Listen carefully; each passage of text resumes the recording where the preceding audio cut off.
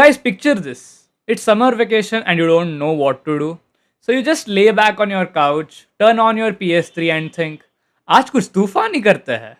So you just stare deep into his soul and you're like, I wanna be great, I choose you. no one ever. And then begins the most brutal killing and the most questionable decisions you've ever seen a video game character take. But have you ever thought what exactly is Kratos going through or how exactly he feels when you've played these OG God of War? Of course you haven't. Why would you? You only think about yourself. See, that's the beauty about video games. Since you did not consider Kratos' feelings, Santa Monica said, we'll do it for you. और ऐसे आया the God of War reboot.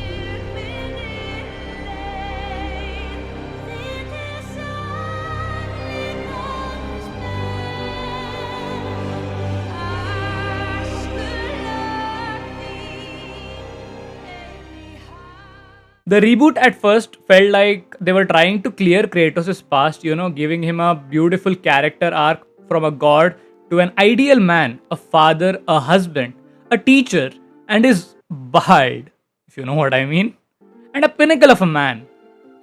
हमारे यहाँ पुरुषोत्तम राम है, and I think now Greek and Norse mythologies have Kratos after this series. If the studio was really focusing on giving Kratos a character arc, then I think they really nailed it. The game starts off rather sad, through which we understand that okay, a man has lost his wife and a boy has lost his mother. But after that, what follows is one of the best therapy sessions a man could ask for. The boat trips. Father, What? did something change? The forest feels different. Everything is different, boy. Try not to dwell on it. Yes, sir. मुझे personally boat rides दोनों ही game में बहुत प्यारे लगे. Like the way the character has given us the mix of everything in these boat rides is amazing.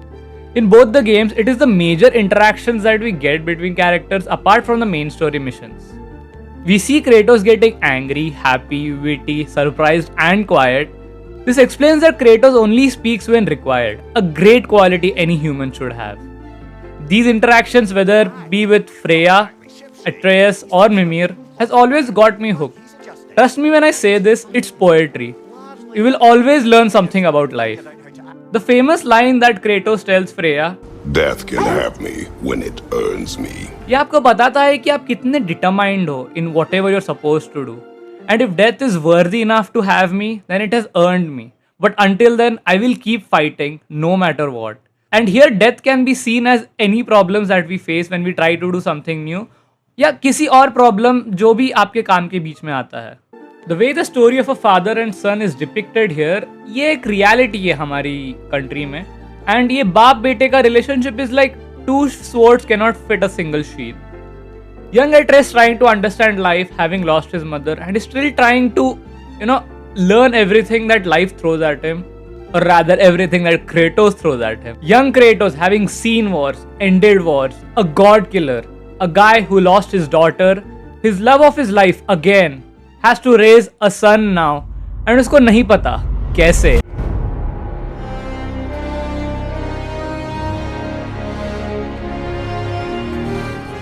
The back and forth that we see between Kratos and Atreus is amazing. Like, मेरे को दोनों characters अपने अपने roles में justified लगे. Atreus wants to live a life his mother showed him once, but on the other hand, Kratos calls it weak and cowardly. But at the same time, he wants his son to be safe. And he very well knows that curiosity अपनी जान भी ले सकती है. In the first game आपको दिखेगा a timid Atreus. He doesn't know who he is. He wants to walk a path of his own, asking questions to his dad जिसके answer उसको नहीं मिल रहे हैं. He's agitated and angry. He thinks पापा को मेरी हेल्प ही नहीं करनी and is burdened with Kratos saying कि ये सीखो, वो करो, वो मत करो. Typical teenage middle class Indian homes. But Kratos just wants his son to be happy and not end up like him. जहाँ क्वेश्चंस के आंसर ढूंढने में अपनों को ही ना मार बैठे या खुद ही ना मर जाए. All that Kratos wants is Atreus to be ready for that right time. And the second game exactly talks about this right time. And I'm a huge fan of Murphy's Law, and those who have seen Interstellar should know.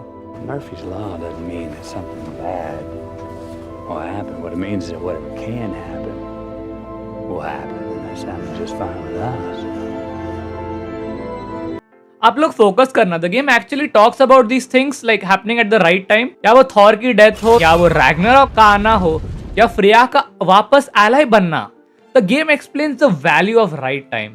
The relationship between them in the beginning of the game can be seen as normal father son relationship, जहां दोनों समझ गए हैं कि to survive one sword has to sacrifice its sharpness if it wants to be in the same shape.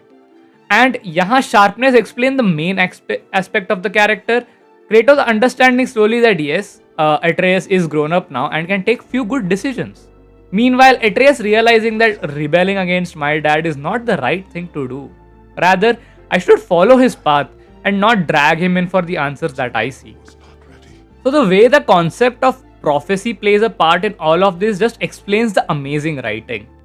I think Kratos, knowing कि he will die, sooner or later calmed him down in being harsh to Atreus and took things more firmly with him, making sure कि जो भी time उसके पास बचा है उसका he makes the most to help out Atreus with whatever he needs. And later down the line, Atreus knows Kratos के पास ज़्यादा time नहीं बचा, and from there again there is back and forth जहाँ Kratos wants Atreus to be with him and learn about life and not end up like him. Wahi Atreus wants to stay as far as possible from Kratos because he blames himself for everything that is happening to him and his father. Well, a very good example is what happened to Sindri, but more on that later.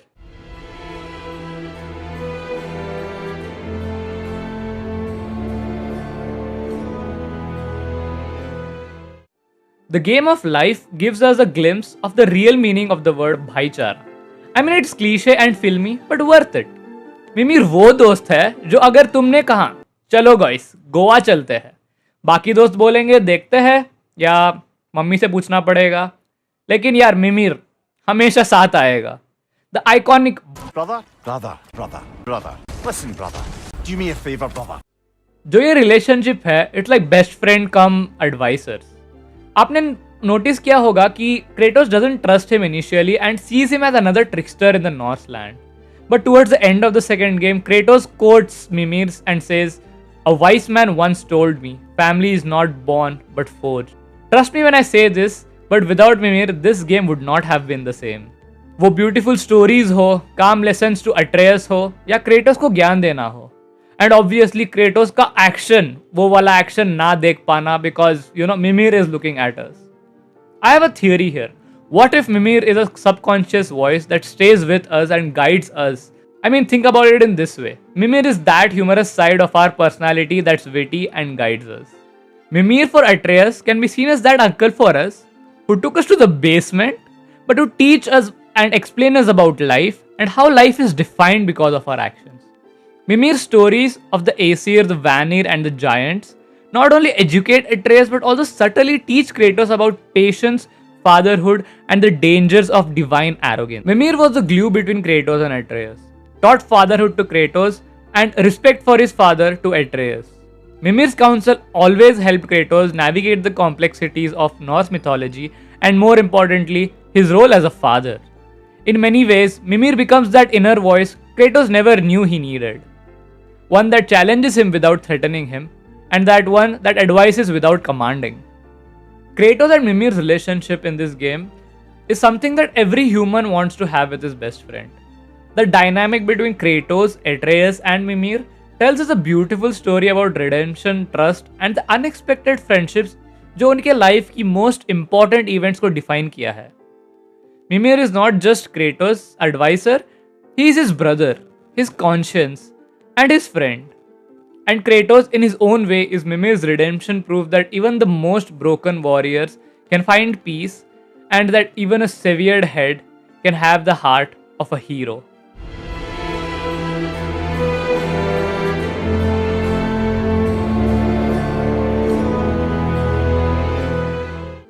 Now talking about those guys, जो शायद कोई और game होती तो they would have just been someone जिसको आप याद भी ना रखो.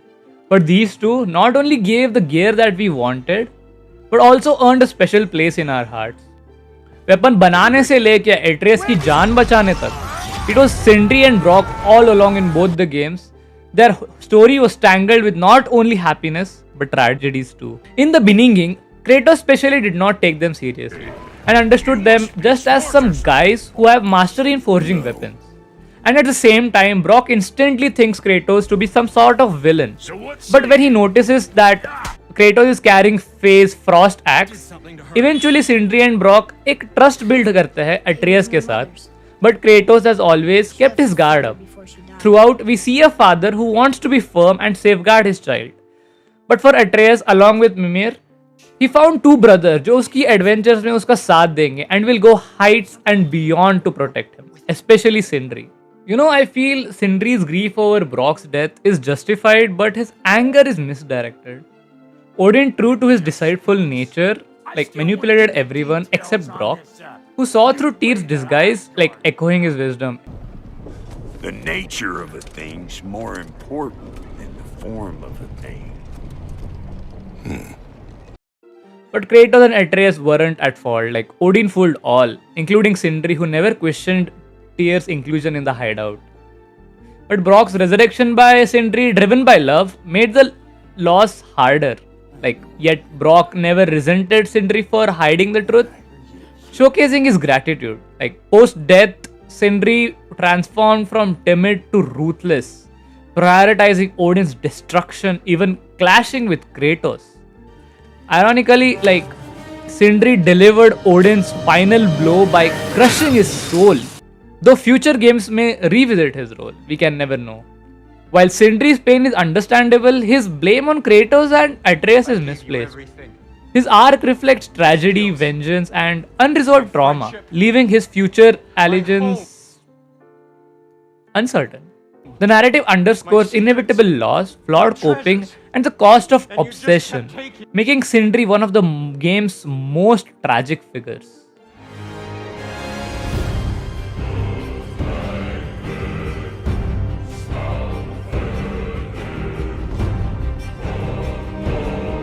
Imagine a motherly figure who was there for you हर वक्त, हर बार जब आपको उनकी ज़रूरत थी. She was there for you. या वो आपकी जान बचानी हो या आपकी केयर करनी हो. She raised her hand. And you brutally killed her son. Well, the sad part and the beautiful part of Freya's journey is that she lost everything. Her love, Odin, her pride of being the Valkyrie queen, and then her son who hated her. And it hurts. The journey jahan we saw Kratos trusted someone, we saw a mother losing all hopes and feel sadness out of betrayal. जब आप किसी को सब कुछ देते हो and then उनसे कुछ expect करते हो कि for one last time they will hear your call, कि don't kill my son. I mean, come on. Baldur would have killed her and them after that. The choice of death should be Freya's choice and Kratos should not have robbed her of it. But he did, which was right. But from Freya's perspective, they should have listened. But sadly they didn't. Correct on their part. आप लोगों का काम है कि आप लोग एक बार अपने आप को सबके जूते में रखे देखो and tell me who was wrong and who was right. You will be amazed कि आपके पास कोई आंसर नहीं है. और अगर है तो drop it in the comments. More perspectives meaning more possibilities and more theories. Transitioning into the second game, we see Freya attacking Kratos and Atreus right off the bat and trying her best to kill them. Well, she fails in killing her protagonists, but now the interesting part here is when Atreus and Sindri goes into the lair, she attacks Atreus but she does not kill him. Obviously it was because she knew Odin's death is for the greater good of the entire realm. She comes back and now she says to Kratos that there's still a part of me that is so angry. And it'll always be. It'll always be angry. But no.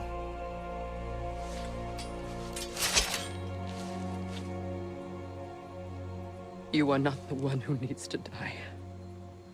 Explaining that she knows the greater problem, goes on to explaining to Kratos. But Kratos by always wins our heart. He tells her that he doesn't need to explain her for her actions after Baldur's death, but this scene itself explains the meaning of a wise man in itself. The line that Kratos said, I did not wish to live with killing you, any more than I wished to die. I see. Every outcome would mean defeat. I do not regret saving your life, and never will. But the choice between life and death should have been yours to make. I should not have robbed you of that choice.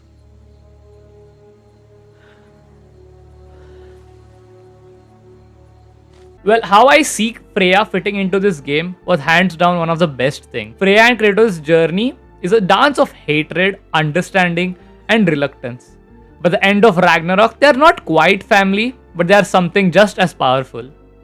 Two warriors who have seen the worst in each other, and still chose to fight for something better along with each other, one trusting the other no matter what, and the other learning the act of forgiveness.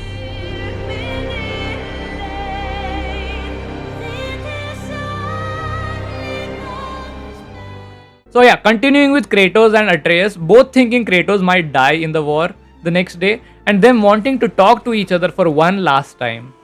But the father and son relationship is so beautiful, isn't it? Atreus wants to hear a story from Kratos.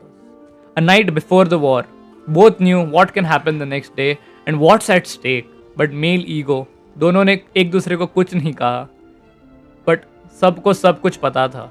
Two swords in the same sheath. The war begins, and the only thing I remember is the most beautiful interactions between a father and a son.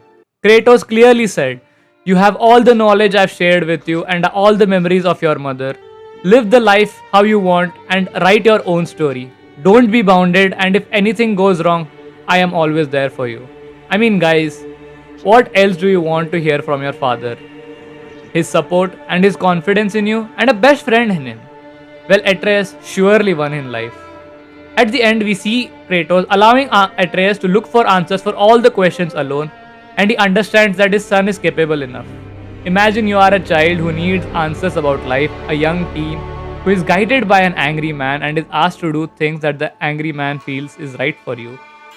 And that the angry man is your father. Wahan se you grow up and you are about to leave to a different place for your higher studies or whatever it is. And your father says, Loki will go. Atreus remains. honestly, ये तो नहीं पता कि ये हो पाएगा या नहीं. But we all know this is how we feel when we see our father for one last time when we leave for our own journey and earn the respect. Well, it really gets late when both swords realize that there was enough space for them both in the sheath.